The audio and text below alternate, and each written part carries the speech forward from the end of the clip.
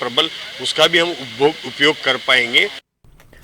राजस्थान सरकार ने बजट में हर वर्ग को राहत दी है। बात करें उद्योग और व्यापार जगत की तो उद्योगपतियों ने बजट की जमकर सराहना की। Federation of Rajasthan trade and industry के अध्यक्ष सुरेश अग्रवाल ने कहा कि सरकार ने दिए गए सुझावों में से 80% को शामिल किया। इससे राइजिंग राजस्थान के तहत हुए MOU धरातल पर उतरेंगे और निवेश के साथ ही रोजगार बढ़ेगा। बजट के बाद इनसे बात की हमारे संवाददाता सुदर्शन सिंह शेखावत ने।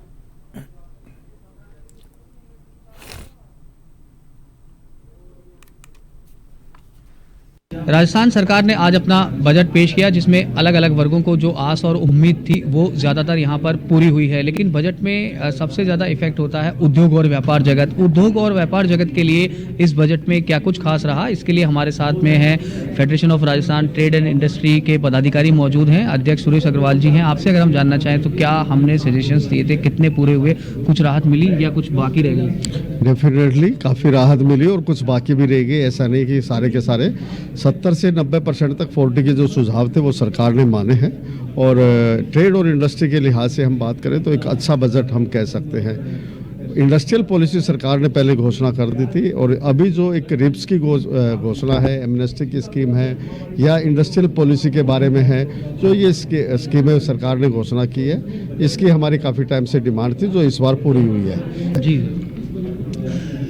जो बजट था उसके अंदर मुख्य रूप से हमने काफ़ी सारी जो डिमांड रखी थी, जैसा कि हमारे अध्यक्ष महोदय ने बताया कि वो सारी अभी डिमांड्स हमारी पूरी हुई है। मेन डिमांड जो रिप्स 2024 को लेके थी कि 2022 और 2019 में वो कवर नहीं हो रही थी, वो सारी बातें कवर करी है। एक्सपांशन, मॉडिफिकेशन कवर करना, 12,000 करोड़ तक उसको मेट्रो को विद्याधर नगर और सीतापुरा को जोड़ने से जो लेबर और इंडस्ट्री के जो लोग हैं, जो एक जगह से दूसरी जगह इंडस्ट्रियाँ एक एरिया में से दूसरी जगह आने जाने का सुगम साधन बनेगा अगले 2-4 साल में। आज के बजट में ये निश्चित हो गया है कि अब राजस्थान के विकास के अच्छे दिन शुरू हो चुके हैं, क्योंकि इसमें प्रत्येक सेक्टर का ध्यान रखा गया है, प्रत्येक जिले वाइज भी ध्यान रखा गया है। लेकिन यातायात व्यवस्था के लिए केवल जयपुर में 250 करोड़ रुपये के इनको पूरे राजस्थान में इस यातायात व्यवस्था के लिए अलग से फंड करना चाहिए, क्योंकि बाहर से टूरिज्म के लोग जब यहाँ आते हैं, उद्योग के बारे में भी सोचते हैं, उससे राजस्थान सरकार का रेवेन्यू भी बढ़ता है।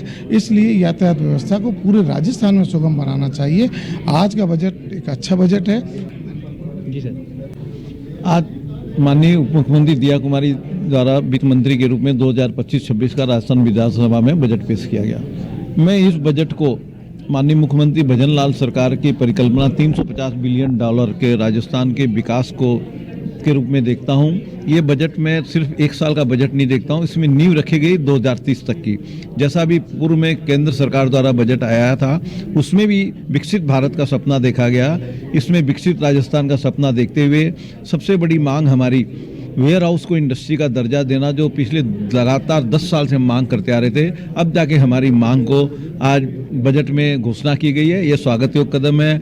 जी बिल्कुल। तो सभी की तरफ से यहाँ पर तारीफ की जा रही है जो बजट है, और 40 की तरफ से यहाँ पर लाइव प्रसारण भी किया गया था। अगर आपसे जानना चाहें तो कैसे देखते हैं इस बजट? कुल मिला के सराहनीय है और काफ़ी, क्योंकि किसी भी, जो मैं बार बार यही कहती हूँ कि सरकार किसी भी स्टेट की या किसी भी देश की जो प्रगति है वो उसके युवा, वो उसके किसान, उनकी शिक्षा, उनकी स्वास्थ्य, वहाँ की महिलाओं के ऊपर निर्भर करती है। अगर वो स्वस्थ हैं, वो शिक्षित हैं, तो पक्का ही वहाँ की जो इकनॉमी है वो बूस्ट करती है। तो ये जो बजट है ना, इसमें कुल मिला के मिला जुला असर रहा और इसमें सब पे ध्यान दिया गया है। ड्रोन दीदी हो गई, लखपति दीदी हो गई, वृद्धजन हो गए, उनके लिए जो निःशुल्क जो तीर्थ यात्रा के लिए भेजा जाएगा, इंफ्रास्ट्रक्चर डेवलपमेंट हो गया। ओवरऑल बजट में मैं ये कहना चाहूँगी कि ठीक है, आपने कहा महिला उद्योग नहीं है, मगर अगर आप ध्यान दें तो कन्याओं पे बहुत ध्यान किया गया है। जिस तरह से 18 वर्षीय महिलाओं के लिए, 18 वर्षीय कन्याओं के लिए इन्होंने सरस्वती केंद्र का निर्माण करने की बात की है और लक्ष्मीबाई केंद्र का निर्माण और ज़्यादा करने की बात की है, जिससे कि वो स्वयं की सुरक्षा करना सीख सकें और अपने रोजगार के लिए अपना स्किल डेवलपमेंट भी कर सकें। तो उस हिसाब से मैं कहूँगी कन्याओं के लिए बहुत अच्छा है, लड़कियों के लिए ये बजट बहुत अच्छा है, बहुत सुविधाएं दी जा रही है और उन पर ध्यान भी दिया जा रहा है। Thank you. तो कुल मिलाकर बजट की हर वर्ग यहाँ पर तारीफ कर रहा है। उद्योगपतियों की बात करें तो उन्होंने भी यहाँ पर जो बजट है उसको सराहनीय बताया है। विमेन एंटरप्रेन्योर्स ने बजट की तारीफ की है और 40 की तरफ से जो सुझाव दिए गए थे, इनका ये कहना है कि उसमें करीब 80% जो सुझाव है वो बजट में शामिल भी किए गए हैं। श्याम शर्मा के साथ सुदर्शन शेखावत,